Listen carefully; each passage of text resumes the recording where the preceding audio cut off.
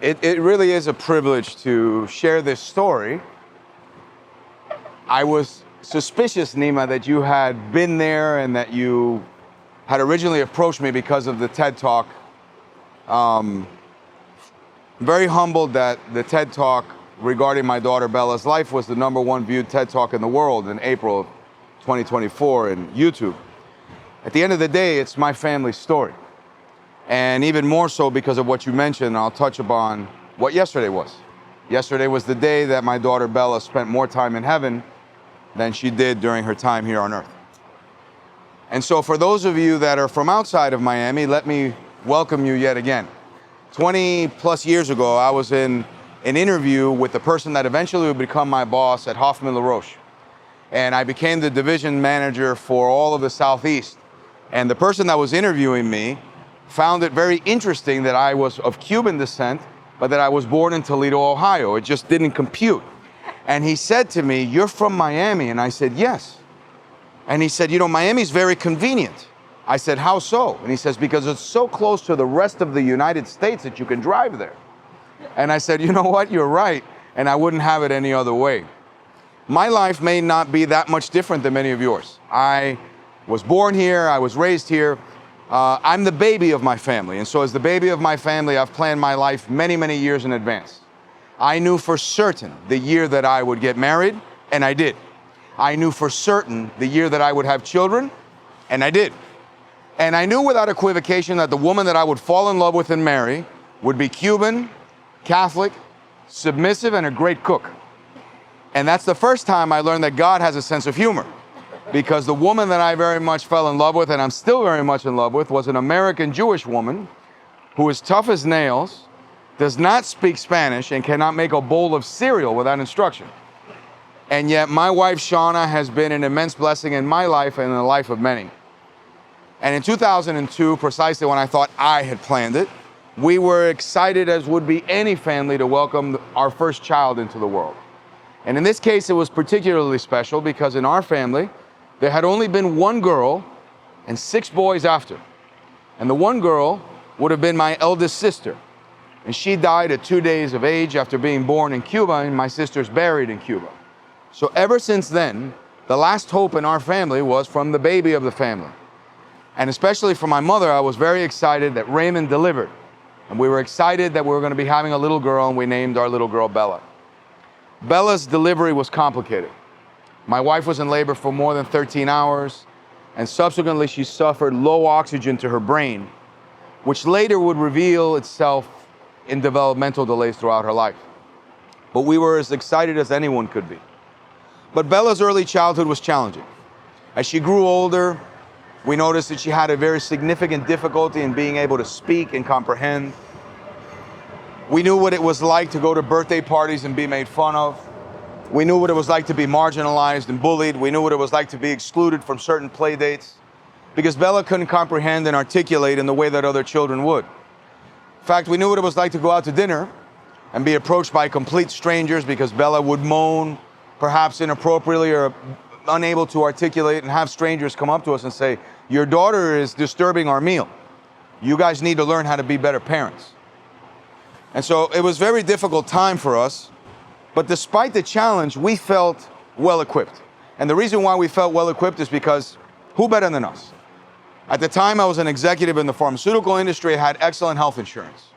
My wife happens to be a special education teacher. And my best friend, who is my father, who turned 98 years old this year, is a pediatric cardiologist, and he was the chief medical officer of what is today known as Nicholas Children's Hospital for 20 years. And so with those resources, who better than us to tackle these developmental delays and help our little girl close her developmental delays? And so our life was very predictable. We were always in speech therapy, physical therapy, occupational therapy, and we were glad to do it because we had the resources to it, and we were going to help our little girl close these gaps.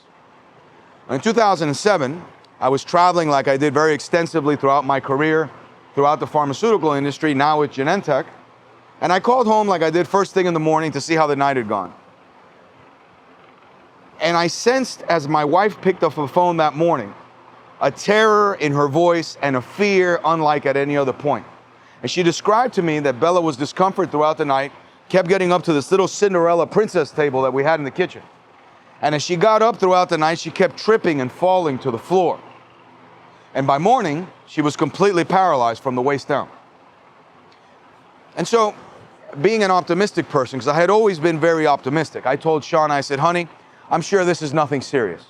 Perhaps it's some sort of virus that's temporarily entered her spinal fluid. And of course, the next question was, have you called my dad? Which they had, and they were taking Bella immediately to the emergency room at then Miami Children's Hospital. I got sprung into action to get away from my meeting. Thankfully, I wasn't far away from home. I was in Orlando that day, and I needed to get home as quickly as possible. When I got to the airport, two things happened. One, I learned that the Orlando airport is actually the busiest airport in Florida, not Miami. And it's frequented primarily by children that are visiting Walt Disney World. The reason why that was important is because when I landed there, my father told me that they had taken Bella to the hospital, inserted a very large needle into her spine, done a lumbar puncture, and that the fluid they pulled back came back positive for an illness called Guillain-Barré syndrome. I know what that disease is, and that's a disease where the immune system attacks the neurological system, and paralysis begins from the lower extremities and moves up. And unfortunately, these patients, it can freeze their respiratory tract, and so these patients either have to be intubated or they will die because they cannot breathe. And to think that my little girl at 4 years old now had this problem was overwhelming. And so as I waited in agony to see if I could get on the next standby flight, I sat in a chair, crying unconsolably, as multitudes of children came by me, asking their parents, Mommy, what's wrong with that poor man? Why is he crying? I was able to get on the flight, but I was in disbelief. You see, because I've always been a person that in my family and within myself, I believe that I am to provide, to protect, and to resolve. That's what a father's supposed to do. And so as I got on that plane, I said, when I get there, there's got to be some sort of confusion. Daddy will fix this. And yet when I got there, my little Bella was paralyzed. And when the nurses weren't looking, I'd take her toes and I'd squeeze them as hard as I could. Move. And they wouldn't. Thankfully, there was a 5-day treatment that Bella could start. And we knew that if we treated a patient with Guillain-Barré syndrome, which is what she was initially diagnosed with, that the patient would eventually, if you treated them aggressively and early enough, the patient would eventually break paralysis and learn to walk again. And so this 5-day intensive treatment has the potential for such significant side effects that have to be given the first 2 doses in the pediatric intensive care unit. And I pray that none of you have to spend any time with your children in a pediatric intensive care unit. Because that first night that I was there with her, I saw 2 children die right before my very eyes. And as I beheld my surroundings and my situation with my daughter paralyzed, it's the first time that I looked up and I said, God, why me? What have I done to deserve this? And of course, that question came without answer in that moment. But thankfully, Bella was able to take her first 2 treatments without issue, and she continued. And in my optimism, I told my wife, Shauna, I said, honey, on day 5, this treatment's gonna work, those legs are gonna start moving, and we're gonna walk out of this hospital.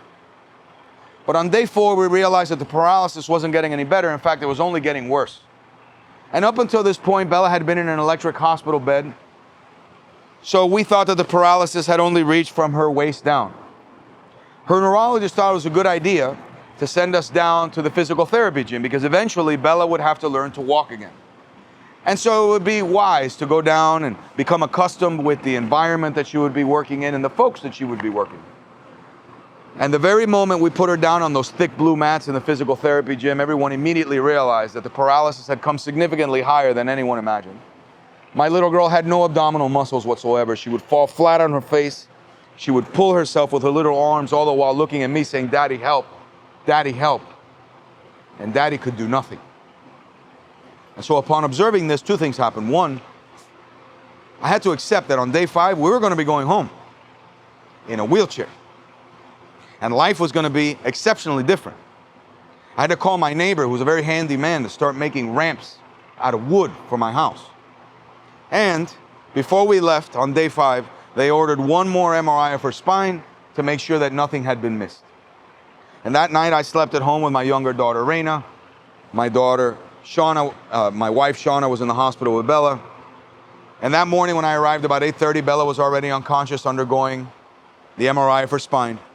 And I sat in those bright, colorful chairs there in the waiting room next to my wife and my father. And I was paged over a loudspeaker to to go sign some waivers in radiology. And I had become accustomed to that throughout the course of this very tragic week. And when I got up and I started walking, I noticed that my father got up and started walking with me. And when we turned the corner that we were out of my wife's line of sight behind a wall, my father grabbed me, my best friend, and he grabbed me by the shoulders and said, I have something to tell you, but I don't know how to tell you this. She doesn't have Guillain-Barré syndrome like we thought. She has cancer. She has an enormous tumor around her spine, and that's why she's paralyzed. You see, my father already knew the results of the MRI. He staged that with the receptionist so that he could speak to me in private. And of course, the next question is, how do we tell your wife, Shauna? And it's in that moment of chaos, you realize that you have strength you didn't know you had, and immediately we went to rush and tell her, and off to go see a neurosurgeon that was waiting for us. And he pulled up the MRI and he showed us the scan and he showed us how the cancer had completely enveloped her spine and infiltrated the discs. And he explained to us that he would be going in through her spine to get through her back to be able to get a piece of it, a biopsy, but he would be unable to remove this level of involvement. And of course I asked him, Doctor, will she ever walk again? And he said, Raymond, I'm sorry. As careful as I'm going to be, I'm going to nick that spinal cord even more so. Your daughter will never walk again. And off to surgery he went. Later that week, Bella had what's called a PET scan, which is a test to see if cancer had spread to any other part of her body. And in addition to that, Bella had cancer in her jaw, her shoulder, her rib, her hip, her knee, her foot, her left hand, and her brain. And that night I sat with an oncologist that I've known my whole life, not because I was sick as a child, but because he was a colleague of my father, who could not contain the tears themselves. As he told me, Raymond, your daughter's being diagnosed with stage 4 alveolar rhabdomyosarcoma. She is paralyzed and she will never walk again. Her life expectancy is a matter of weeks to months. Now, ladies and gentlemen, I can assure you that as a parent, there is nothing that can prepare you for words such as those. And it's in that moment that you begin to question everything that you can begin to imagine as to how can there be any justice or fairness in the universe. If there is a God, how could it be possible that a 4-year-old child that has had the inability to pollute her own body be diagnosed with an incurable cancer? And yet that's the scenario we found ourselves in. The proper prognosis and path forward for Bella at diagnosis was hospice at 4 years old. But my wife and I pleaded with them, please, there has to be something we can try, something. And so to appease us, they said, we can give her a little bit of chemo, Raymond. But frankly, a stage 4 rhabdomyosarcoma, as advanced as it is and as widespread as it is, we don't expect that it'll do anything. And because by virtue of what I did for a living and who my father was, we were able to scour the earth and literally took a map of the world from left to right. And I remember our last conference call in 3 days with his doctor in Tokyo through a translator who said the same thing has been said in Miami. And that is, she will never walk again, she will die. That afternoon, Bella started chemotherapy out of appeasement to us. And I sat there as my little girl, what I delivered on for my mother, our precious first child, was in a bed, hospitalized, paralyzed, as the poison began to course through her veins as she trembled and sweat profusely, all the while looking at me, Daddy, help. Daddy, help. And once again, Daddy was impotent to do absolutely nothing. And so I went out to the hallway to cry because I did my best not to cry in front of Bella, Reina, and Shauna. And I received a phone call from a friend that changed my life. He went to graduate school with me in Oklahoma, and he called me and he said words that changed my perspective entirely on what we were facing.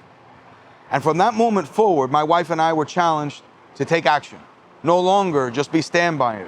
No longer just accept what we were being told. And no longer to simply believe in what the science would tell, but to believe in something greater than that. And so we began asking the world for help, and virtually from every corner of the earth and every walk of life, people stood in agreement with us. And by miracle, months later, Bella regained the ability to walk, run, and jump. She didn't live a few weeks or a few months. Bella battled valiantly for 6 years. And in the process, inspired a movement to live like Bella, which for Bella meant to serve others. You see, what was at first such a problem, which were her developmental delays, what we thought was so unfair as young parents because we wanted a normal, typical child, later became a hidden gift. Bella was so innocent in her mind that she could never fully comprehend the severity and nature of her disease. And so she was fearless. She was innocent. She was joyful. Bella would hear people, sometimes you hear adults say, no, because so-and-so is recently diagnosed with cancer. You don't want to even say the word. Bella would hear that and say, cancer? I have cancer, like saying tonight's Wednesday. What's the problem? And there was beauty in that innocence. There was nobility in that innocence.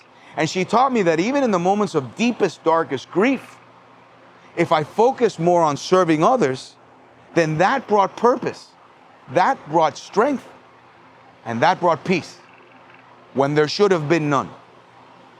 But after 6 years, in May of 2013, May 28th of 2013, 11 years ago yesterday, Bella took her last breath in my arms at our home. I'm a member of a club that I would never want anyone to be a part of. I held my baby girl in her first breath on this earth and in her very last. And as difficult as that sounds, and it is, I choose to look at her life as a gift. I choose to look at the fact that she chose and taught me things that I would have never been able to imagine. A life that on the surface was so seemingly insignificant, born with developmental delays, made fun of and marginalized, yet so incredibly profound in her innocence and her desire to serve others. On the night that Bella went to heaven, LeBron James and Dwayne Wade of the Miami Heat wrote hashtag #LiveLikeBella on their shoes, and it went viral. The week after that, the President of the United States came to Miami and met with my wife and I. And it was then that we decided, charged by Bella's example, to go out and tackle the #1 disease killer of children, childhood cancer. And so we founded the Live Like Bella Childhood Cancer Foundation out of the garage of our home. I had the privilege of giving the eulogy at my own daughter's funeral. And I said something then, 11 years ago yesterday, which was as true in that moment as it is tonight. And that is that when you read in the obituaries that Bella Rodriguez-Torres died, don't believe it. Because she's more alive than she's been in her entire existence. And the proof of that has been in what's happened since. Today, Live Like Bella, which started in our garage, is an entity that operates in 37 countries around the world, has funded more than $37 million in pediatric cancer research, and is changing lives daily. So much so that 2 weeks ago, there was a very significant announcement of the 66 clinical trials we've been able to fund right here in Miami that made national and global news, specifically using AI, specifically between FIU and Nicholas Children's Hospital.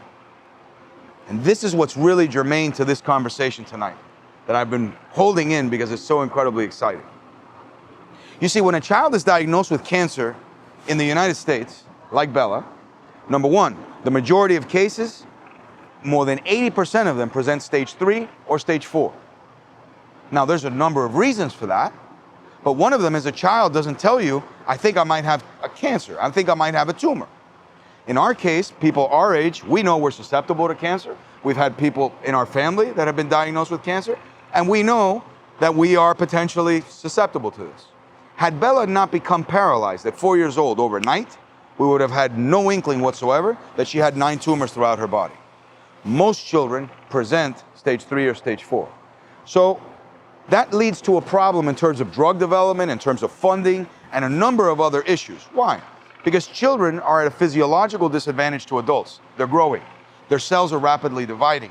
And so when you add a malignancy into a child, it explodes significantly faster than it would in any of us. And so Johnny goes to the doctor with leg pains, and they run urine and they run blood and everything is normal. I can't really explain what it is, but it might be growing pains. So the pediatrician, and I know because my father's a pediatrician, my oldest brother's a pediatrician, will say, look, just to be safe, come back and see me in 3 months. In 3 months, that child has got a roaring osteosarcoma growing in their leg. Susie's got headaches, so she goes to see the doctor, everything tests out normal. Maybe you're having migraines. Perhaps the chalkboard is bothering you. Go see the optometrist. In the meantime, she's got a roaring glioblastoma or a DIPG growing in her brain. By the time they screen that child for cancer, they're stage 3 or stage 4. In any event, one of the most beautiful applications of AI happens, as I mentioned, to be done here. When a child is diagnosed with cancer, whether it's in Miami or Alaska, they begin the latest protocol for that specific malignancy. The good news is there's a protocol. The bad news is you know the poor outset and survivability of that protocol when you begin. And there is nothing worse, ladies and gentlemen, than beginning a fight where you know at the outset that you do not have the armamentarium to win, when in the balance is a very precious human life, which in the majority of instances is your own child. And yet, nonetheless, you begin that protocol because there's nothing better.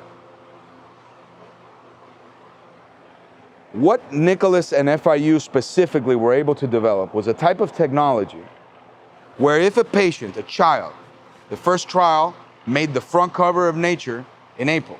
I encourage all of you to look this up because it is revolutionary. If a child had failed first and second line treatment and they had a piece of tumor that was surgically reachable, they would then take this tumor to FIU in this technology where they were analyzing 3 different data points. The first was molecular testing, which has been done for a very long time. The second was genetic testing, which has been done for a very long time. And the last one was using precision medicine screening of hundreds of currently FDA-approved drugs on the child's tissue. Why is that important?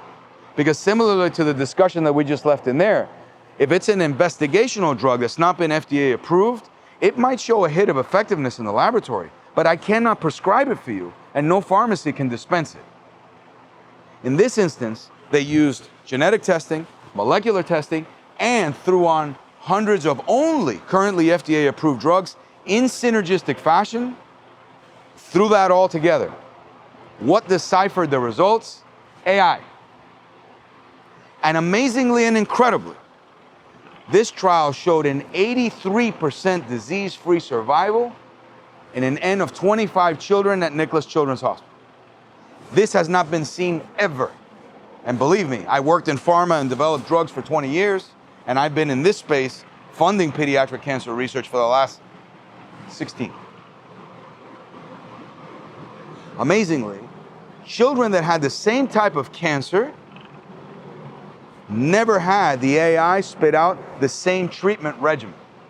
And in fact, at the end of this, I'm happy to pass around my phone to show you the scan of a 7-year-old little girl with rhabdomyosarcoma, like Bella, who had failed second in line treatment and was going to hospice. FIU got a piece of her tissue.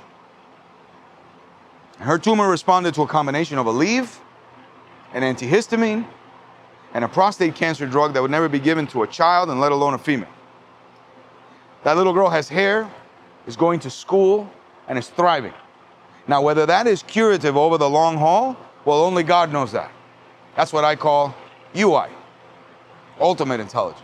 But that's for me. But at the end of the day, I know this. We will not stop until we continue advancing potential treatment options, utilizing AI and beyond to help children with cancer. I know without equivocation where my daughter is. I know who she's with. I know I will see her again. And I pray that she will be well pleased with what we did to try to help her friends as we all continue to try to live like Bella. Thank you for having me tonight. It's a pleasure to be here.